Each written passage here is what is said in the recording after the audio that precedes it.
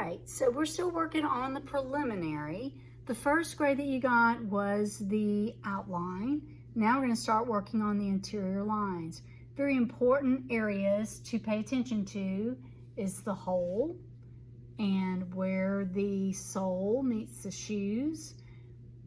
This is a very important part of the shoe, especially for the young man that drew this. This is not my shoe, but the details and stuff will come later when we are actually doing the shading. It'll be easier that way.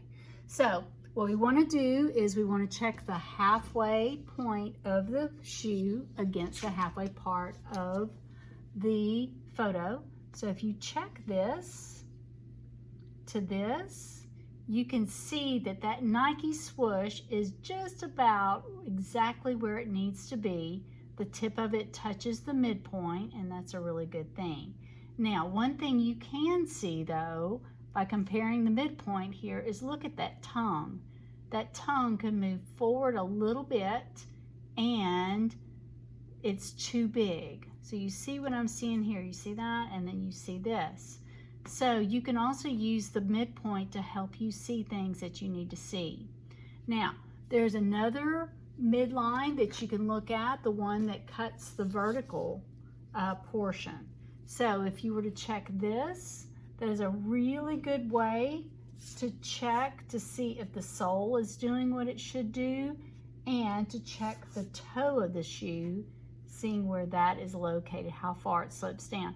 He did a pretty good job of getting that toe exactly where he needs to get it, but if you look at the sole, you can see that it's just a little bit thick, and it needs to come up a little bit, and then it needs to go down, and then it comes down, and then it goes back up. That is very, very important. Please make sure you're checking this very important bottom line. If you want to see what a curve does, and you see he can pull this up a little more right here. If you want to see what a curve does, check it against a straight line. A straight line will show you how much it needs to curve. Now, if the tongue is too big here, then the hole has got to be too small. So if you compare, please make sure you're putting your shoe up and stepping back. It helps so much.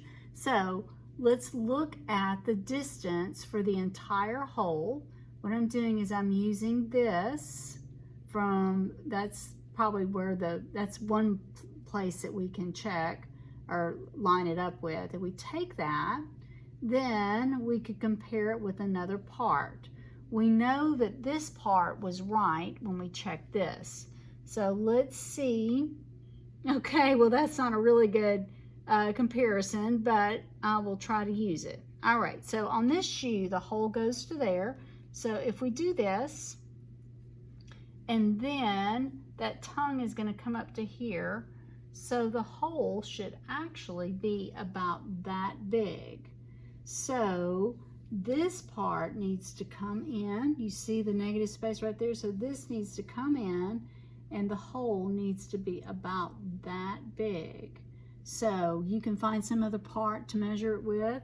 Also, this whole shoe is black.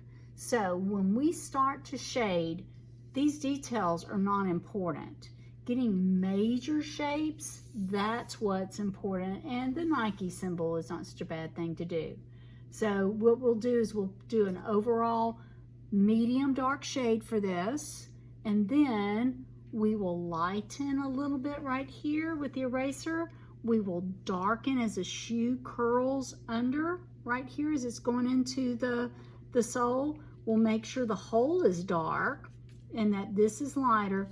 Then all of these stitches and wonderful things will come on top with strokes or with an eraser if you're doing pencil. If you're doing charcoal, man, this shoe is going to be so easy, because what we'll do is we will gray the whole thing.